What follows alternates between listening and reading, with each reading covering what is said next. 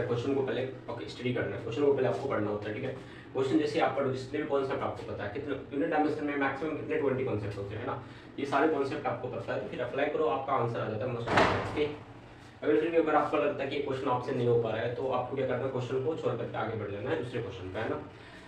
अगर आप ओके अपने आप को सिक्योर करना चाहते हो, जो भी आपका स्कोर है ना, ओके चाहे जेईई मेंस में या नीट में आप अपना स्कोर सिक्योर करना चाहते हो तो आपको क्या करना है, आपको क्या करना है, क्वेश्चन को छोड़ने आना चाहिए। इवन आप जेईई एडवांस में जब आप जाते हो तो वहाँ पर भी आपको सारे क्वेश्चन नहीं करने होते, आपको क्वेश्चन को छोड़ने आना चाहिए, है ना।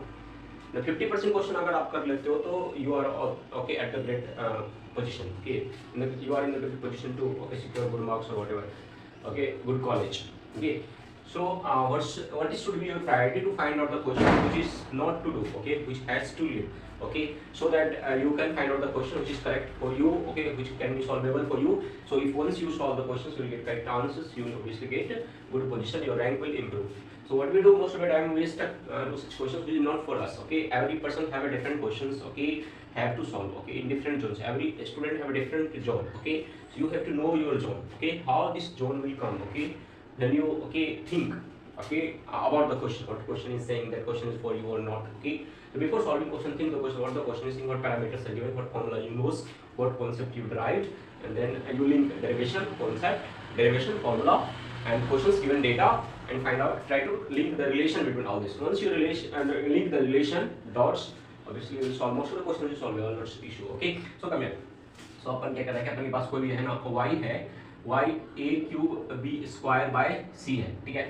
अपन को क्या करना है, y में एरर निकालना है, ठीक है y में अपन को एरर निकालना है। हम क्या करेंगे, सिंपल सा है delta y divided by y equals to इसको क्या करेंगे मल्टीप्लिकेशन में लाएंगे, हमेशा एडिशन होगा, है ना। अपन को हमेशा क्या करेंगे, एडिशन करेंगे, कभी भी सब्ट्रैक्शन एरर में नहीं होता है, ठीक है। और ये जो कोएफिशिएंट होता है, पावर होता है, उसको अपन मल्टीप्लाई करते हैं ना, तो प्लस का 2 डेल्टा b बाय b, अब यहाँ पर 1 है तो मल्टीप्लिकेशन करने की जरूरत नहीं, प्लस का delta c bye c।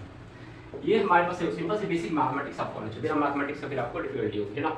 Mathematics ये क्या है, आपका रिलेटिव है, ये क्या है relative, some changes divided by original values, so that is relative value. So if you want to convert this into percentage, what you will do, multiply by 100, इसको multiply कर दो 100 से, जैसे इसको मल्टीप्लाई करो 100 से, देखा delta y by y into 100 equals to 3 into delta a by a into 100 plus 2 into delta b by b into 100 plus delta c by c into 100। तो बेसिकली अब इसी को आपको, ये क्या है रिलेशन मैथमेटिक्स है, इस मैथमेटिक्स को आपको समझ में आना चाहिए क्या क्या है, ये क्या होता है, ये क्या percentage change in okay percentage error in y, okay जो भी एरर के कारण चेंजेस हुआ, so that's error in complete change in this physical quantity y, so that's basically what 3 into percentage change in a, 3 into percentage change in a, 2 into percentage change in b, okay and plus का percentage change in c, ठीक है। मैंने बोला आपको कि जो radius है, radius में जो परसेंटेज एरर दिया मैंने, रेडियस में परसेंटेज एरर मैंने आपको दिया, परसेंटेज एरर दिया कितने का, 2 का, 2% का रेडियस मेजरमेंट में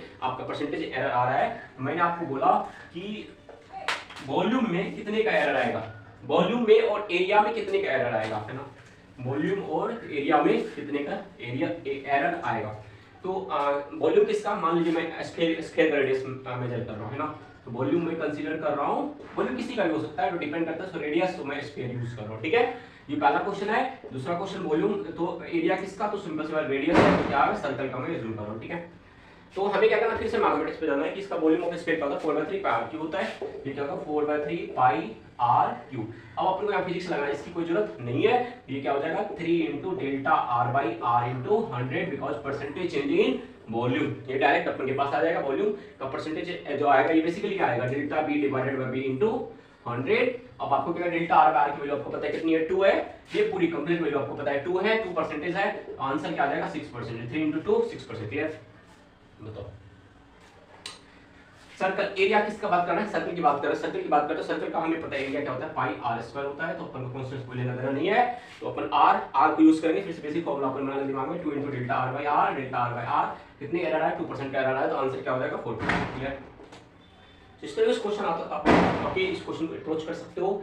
एक क्वेश्चन हर साल, ओके एक question, 2 question, 1 question, 2 questions every year, okay कम से बहुत ही इधर नीट और JEE mains, okay and some of the time also come this question comes in advance, but in advance the question don't come like that you have to do calculation all this, they will ask in different form, So I will also discuss the questions how advanced we will ask you the question. Advanced ask you the question how to formulate the relation. They will ask you a question based on formulation, not on the answer. So you should know how to formulate a relation for random error for random physical quantity. So that's also easy. Once you know how to think, you can do it easily. Clear?